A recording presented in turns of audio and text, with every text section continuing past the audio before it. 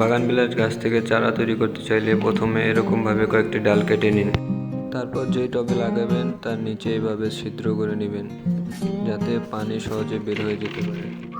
আমি কিছু ইটের টুকরো দিয়ে এভাবে দিয়ে দিচ্ছি যাতে পানি সহজে বের হয়ে যেতে পারে, এবং কিছু বালু এবং একটু গোবর মেশানো মাটি নিয়ে নিয়েছি আমি।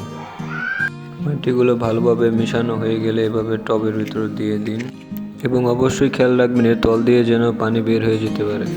তারপর ডালগুলি 2 ইঞ্চি পরিমাণ গেঁথে দিবেন। আপনারা চাইলে এর গোড়ায় রুটিং হরমোনও ব্যবহার করতে পারেন। ডালগুলো লাগানো হয়ে গেলে এমনভাবে পানি দিবেন যাতে একবার পানি দিলেই হয়ে যায়, আর বারবার পানি দিতে না হয়। আর বারবার পানি দেওয়ার প্রয়োজনও নেই এই জায়গায়। এরকমভাবে ভিজা ভিজা করে একবার পানি দিয়ে দিবেন।